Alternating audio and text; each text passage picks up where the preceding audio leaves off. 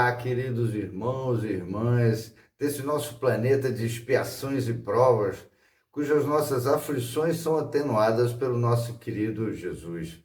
Pois assim, Deus e a sua infinita bondade nos dá a chance sempre de mudarmos os nossos caminhos, redimindo nossas faltas, nos fazendo espíritos melhores na incrível jornada de uma reencarnação.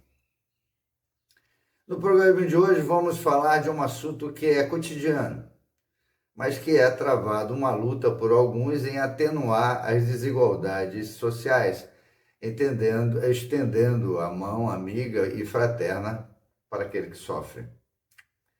Diariamente vemos, ouvimos e lemos na imprensa notícias que mostram o desrespeito contra os componentes frágeis da sociedade, a saber, as crianças, idosos e a violência contra a mulher.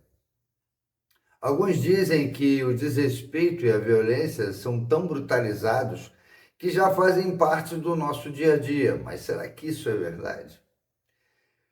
E quando pela cidade encontramos diariamente meninos de rua, e alguns não fazem nada, outros ajudando algum camelô, lavando carros ou cuidando deles. São engraxates ou vendedores nos semáforos. São cenas comuns que geram uma seguinte pergunta: existe algo em comum entre você e o menino de rua? Nessas reflexões, Gilberto de Menstein nos reporta que as desigualdades sociais são frutos da nossa bestialidade e mostram as nossas imperfeições e que por estarmos ainda sofrendo nesse vale de lágrimas. Nesse quesito, a espiritualidade maior provoca outras reflexões, que as desigualdades não é a obra de Deus, mas sim dos homens. Pouco a pouco isso vai se extinguir. Só desaparecerá quando o orgulho e o egoísmo deixarem de predominar.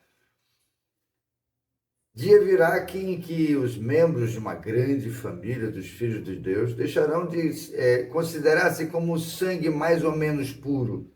Só o espírito é mais ou menos puro. Isso não depende da sua posição social. É que a lei de ação e reação é para todos.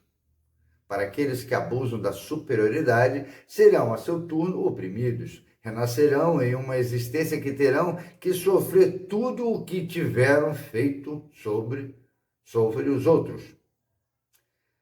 Mas que em vida de opressor merece anatema e expulsão, quer dizer. Miramês comenta sobre essa questão que quem anda fora do nível em que deve viver por justiça somente encontra trevas, por desconhecer o que deve receber e sentir por misericórdia de Deus. Cada espírito encarnado tem dentro de si um vigia que lhe dá conhecimento dos seus poderes e dos seus limites em que tudo que ele faz e pensa. As desigualdades nos mostram até onde o outro já chegou e é um convite para que possamos ir também, porque a vida oferece ensejo para todas as criaturas. Os que desconhecem as leis de Deus e a existência do Todo-Poderoso se mostram duvidosos no que tange à posição do homem ante a eternidade. Não encontrando salvação para o mundo e para a sua humanidade, se tornam profetas do pessimismo. No entanto, para Deus não existe o impossível. Sua ação é no momento certo e com as devidas proporções do merecimento de cada um, e a tudo conserta.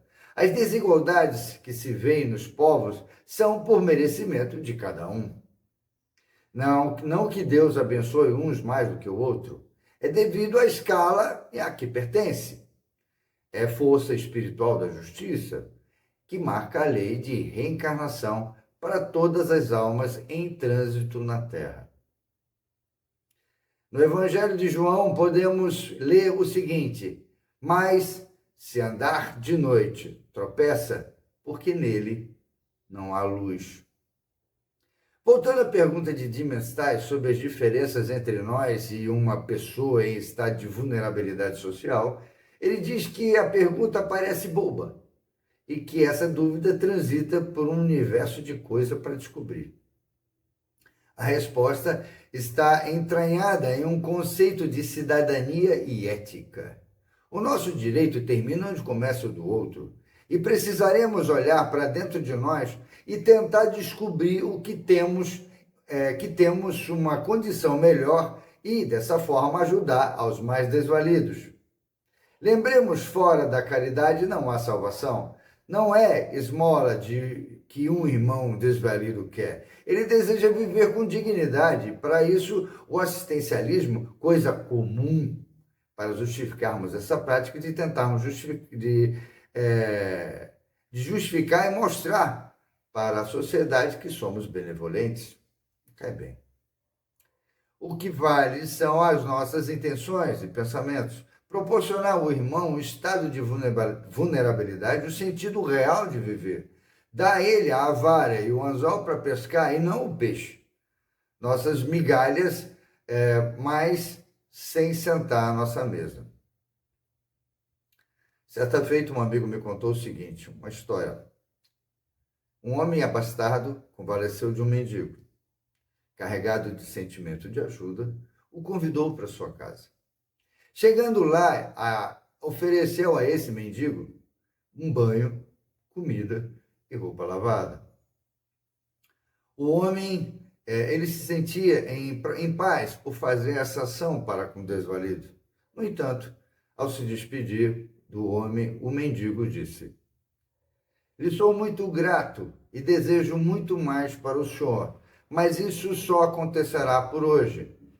Não terei isso nos dias que virão. A comida que comerei, o senhor nunca comerá, pois não tem estômago para isso.